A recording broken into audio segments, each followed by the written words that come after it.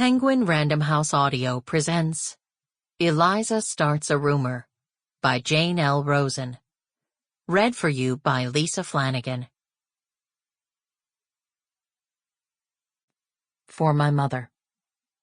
I'll be looking at the moon, but I'll be seeing you. Above all, be the heroine of your life, not the victim. Nora Ephron. Prologue. Eliza Hunt had always been a fan of the sisterhood. It was the reason she became a Girl Scout. Well, that and the Thin Mints, and why she joined the women's chorus in high school, even though she couldn't carry a tune.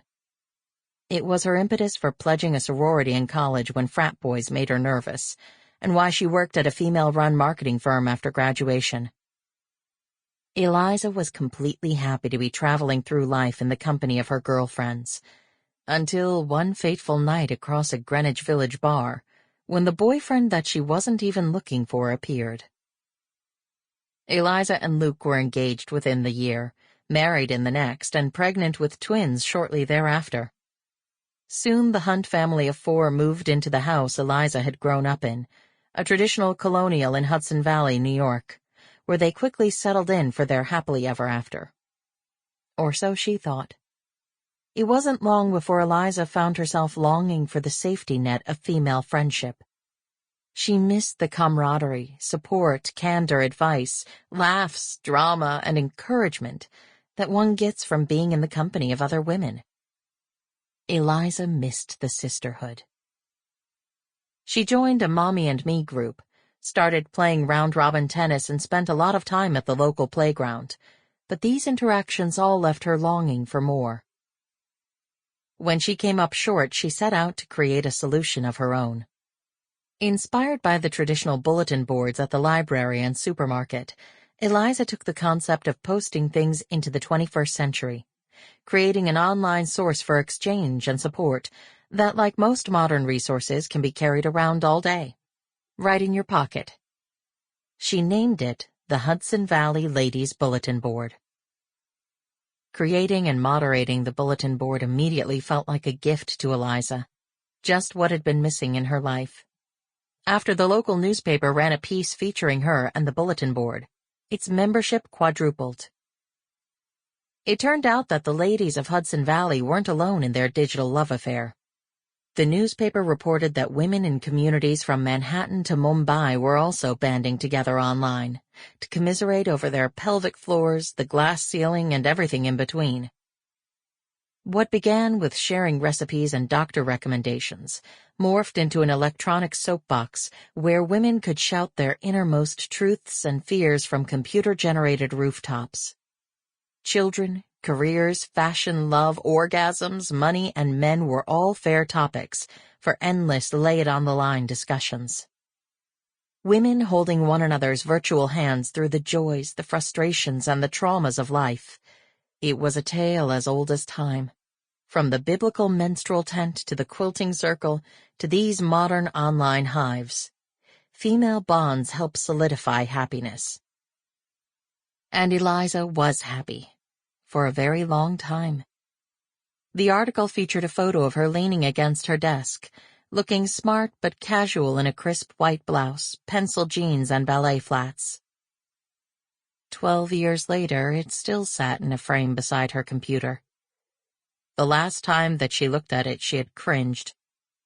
She barely recognized the smiling, fresh-faced woman in the photo. She was quite surprised that no one wondered where that woman had gone.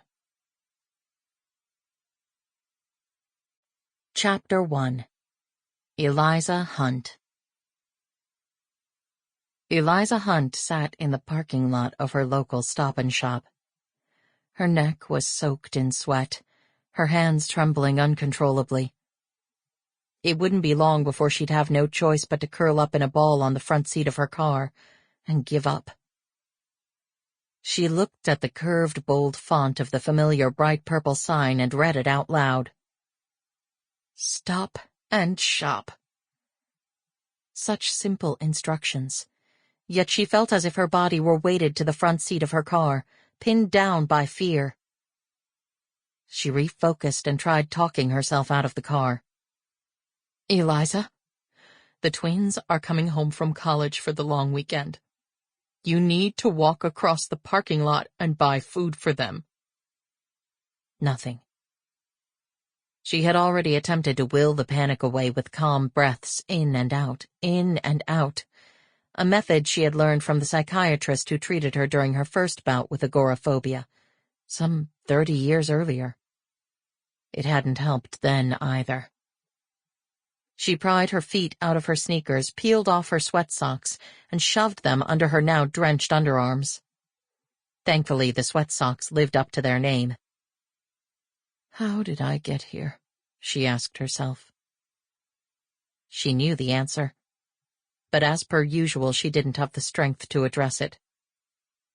She stared out at the familiar market she had been in 1,000 times and yelled, "Get out of the damn car, Eliza!" Still nothing. The fear was mounting, not retreating. At this point in her life, Eliza knew the Stop and Shop so well that she could direct someone to aisle 9 for beverages and aisle 5 for preparation H as deftly as the store manager could. She knew that if she could just get midway down aisle 4 to her old friend, a box of chocolate-covered Entenmann's donuts, she could ingest enough sugar and derive enough comfort to hold the panic at bay for the duration of her shopping. Growing up, she had kept a similar box under her bed, hidden from her mother, who didn't allow sweets in the house.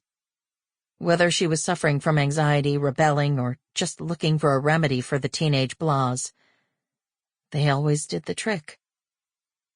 Eliza closed her eyes and pictured the familiar blue and white box, with the clear window on top, visualized herself opening the side tabs and scoffing down 1, or 2, or 4. She imagined her first bite, the distinct segue from the hard chocolate shell to the soft vanilla cakey inside, channeling her mind and spirit into the exquisite sense of anticipation. Focus on the donut, Eliza. Before she knew it, she was out of the car and standing in aisle 4, 3 donuts in. They had the desired effect, and she took a few deep breaths to seal the deal. She pulled the socks out from under her armpits, threw them in her purse, and yanked out her shopping list. She was good to go. Half an hour later, with her cart overflowing, Eliza stepped in line at the checkout counter. There she was instantly distracted from her fear of exiting the store by a lively conversation between 2 young mothers ahead of her. One, who had a baby strapped to her chest, was helping the other, who had an unruly toddler strapped in the seat of the cart, unload her groceries. As the toddler's mother placed one item on the belt, the toddler took another off and threw it back into the cart. It was entertaining, and Eliza was in no rush to go back outside. The mother of the baby said, "I was up all night reading that epic thread on the local chat group. Did you see it?" "Of course I saw it. It was like a train wreck." "I just don't understand how these women spill everything. I mean, my husband has erectile dysfunction. Please help." At least she wrote that anonymously. All those women who answered with their expert advice, you can only imagine that their husbands have issues in that department as well. I mean, my God, my husband would kill me. They both laughed. Eliza did not. She found their conversation very alarming. Eliza reviewed and approved every post that went on the Hudson Valley Ladies' Bulletin Board, and the one that these 2 were discussing was unfamiliar to her. She redirected her anxiety and butt right into the women's conversation. "Not to be nosy, but I couldn't help it over here. Are you referring to the Hudson Valley Ladies' Bulletin Board?" "Oh no, that dinosaur bores me to tears," the woman with the toddler answered. The insult registered on Eliza's face, and the other woman seemed to notice and proceeded to sugarcoat her response. To Eliza, it felt more like arsenic. "That one is more for your generation. There's a new site called Valley Girls that's more relevant. You know, for us." Her high ponytail did a pirouette as she motioned. Sample complete. Ready to continue?